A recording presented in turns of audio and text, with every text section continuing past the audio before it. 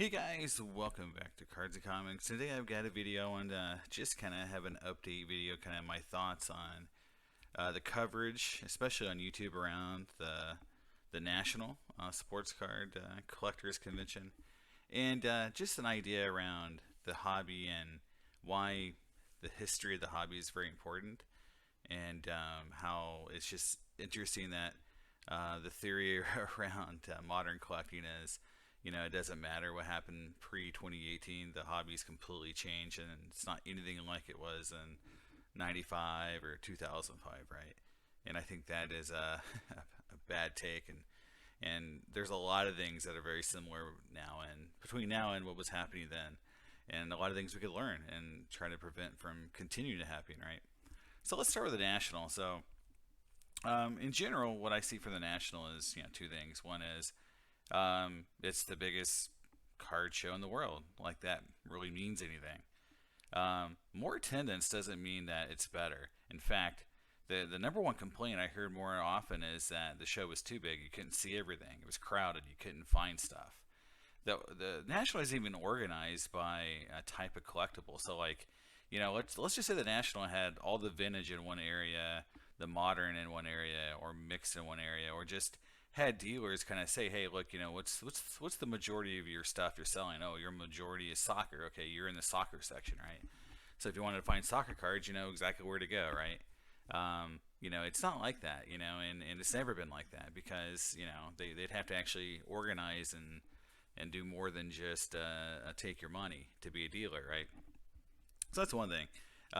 So I think there is a big organizational challenge to the national, but I would compare the national to like San Diego Comic Con or New York Comic Con, where every year it gets bigger, but every year every dealer and a lot of the collectors will say you it's a worse show every year because it's getting bigger. Because instead of focused on in this case comic books for San Diego or the collectibles, it's focused on movie stars and movies, pop culture. I look at the national this year as like people going down getting photo ops and wanting to be seen with each other versus like actually really caring about the cards or collecting. And the one thing that gave me a lot of actual happiness was seeing that the trade night was so big and people were actually doing deals with each other, because that shows that the hobby is going in a different direction. Because my number one criteria for the hobby, and I just went to Terrificon, which is a big comic book show in Connecticut, is this: is if dealers are buying. So, I've been to about 10 nationals, and about 9 of the 10, maybe 8 of the 10, you couldn't walk the floor with a box of cards or a backpack or anything with cards and not have dealers falling all over you looking to buy, because they needed inventory for the show. They needed inventory just because things were selling. And again, that doesn't fit the narrative that between 2000 or 95 and 2017, the hobby was dead. And I'll give you an example of someone saying that to me. That nobody was buying. And I think that's so weird, because I set up as a dealer at a lot of shows. I went to 10 nationals during that time period, right? That's the furthest thing from the truth, guys. The national was very busy, and people were buying and selling like crazy. But again, a lot of things talking about the biggest show ever, um, you know, how people were spending all this money, and I'm like, yeah, that's how it's always been.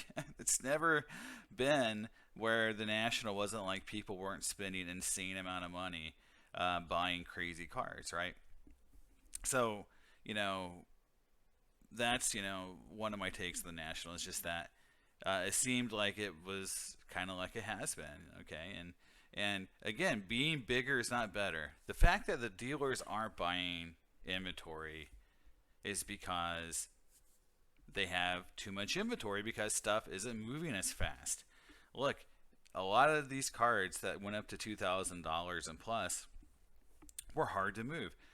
If you go through a lot of these bloggers, they'll talk about how it was the cheaper cards moving, not the expensive cards, right? And that's because the hobby got very top heavy. And now people are realizing that those cards are hard to move, especially the rare no comp cards, which is, again, those are collector cards, right? Those are cards that the hardcore collectors want, not dealers to flip. And so the idea that these dealers want these cards that are hard to comp and only appeal to a very small part of the hobby wasn't correct. And I think you're seeing sort of that correction. So hopefully people understand the difference between collecting a card and flipping a card and what cards are good for both, right? So it's a big difference between those two. So yeah, so the health of the hobby to me is really about the flow of cash and inventory, not how many people show up, right? If you start giving away a lot of free stuff and have more photo ops, and you start, having, things, like more celebrities involved in pop culture, you're going to have more people show up because, it's just how it is. It's like San Diego Comic Con. Tons of people show up and don't buy a single damn comic book, right? They go to the show because they're there to see stuff, dress up, go to panels. They don't give a crap about comic books, okay? So, I think that's what you have to understand is like that the sports card hobby could be very similar. It could be like a show where 2/3 or maybe a third, 2/3, maybe a third of the people show up that don't buy a single card, right? They're there for the experience and to take part in other activities that the National could have, right? So, is that the way we're headed? So I think that is just a thought. So that's my thoughts on the National. I don't think there was anything coming out of the National that I consider to be groundbreaking, like something that was shocked me. I think collectors collecting is great. Collectors dealing with it is great, or dealing with each other, doing trade nights is great.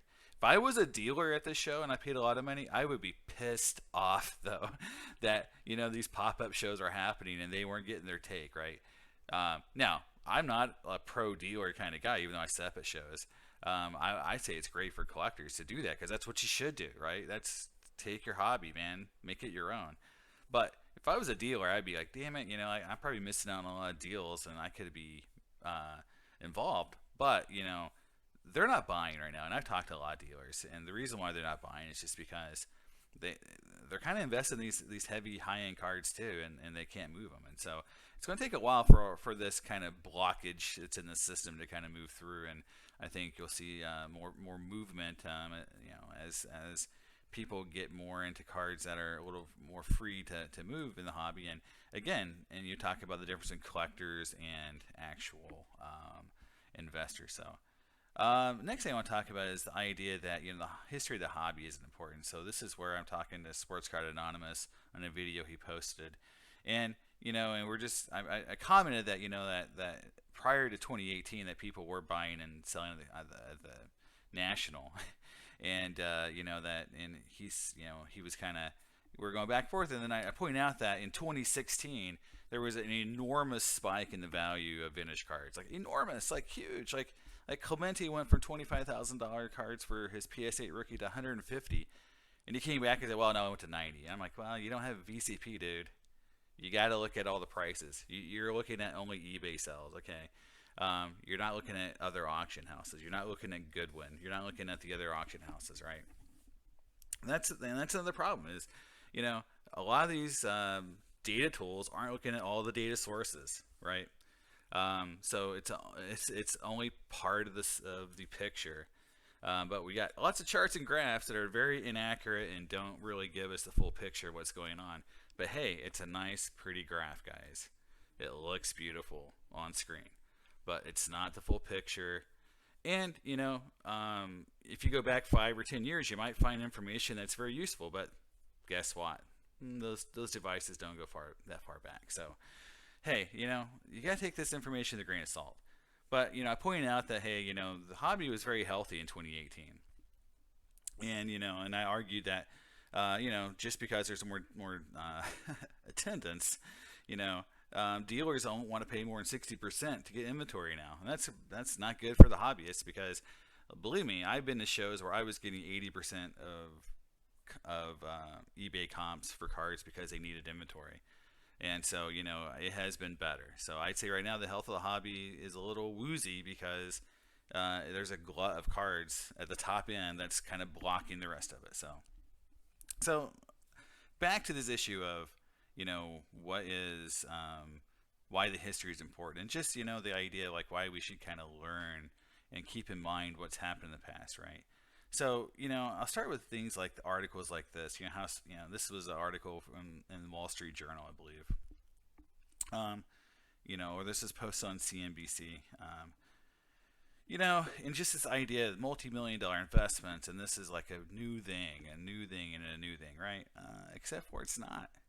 And I point out that why does knowing our hobby history matter? Well, in this article, they quote, our buddy Ken Golden, right? There he is, Ken Golden, founder of Ken Golden Auctions. Okay, who's this Ken Golden guy? Well, if you know your hobby history, you know that he's one of the original scammers in the hobby. His scoreboard company ripped people off, especially a lot of athletes, like Kobe Bryant, and didn't pay him. Gave out, certs for autographs they didn't really have, and just completely destroyed the autograph industry for a little bit.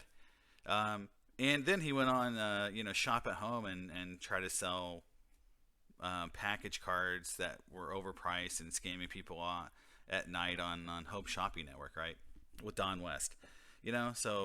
But, hey, maybe he learned his ways. Well, maybe not. So, hey, look, in 2014, Ken Golden was accused by Michael Jordan's mom of selling fraudulent Michael Jordan memorabilia in his auctions in 2014, guys. 2014. A scammer from the,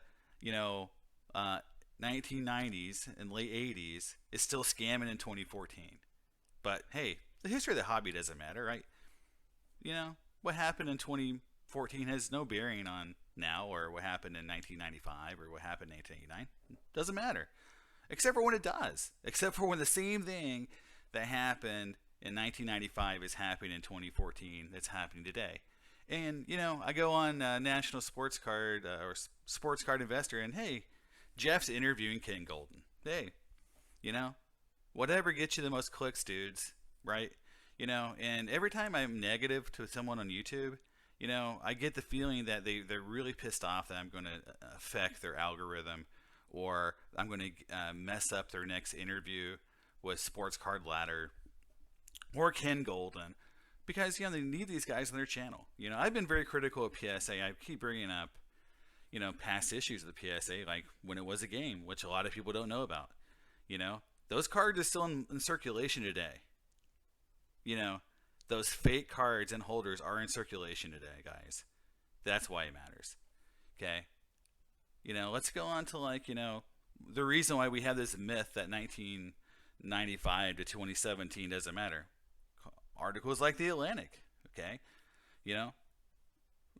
Cards are overhyped, and now they're virtually worth nothing. So this article came out, I want to say, 2014. Hey, look, so in 2014, you had scammer Ken Golden selling fake Jordan stuff in his auction. Then you've got, an article saying that, baseball cards are worth nothing.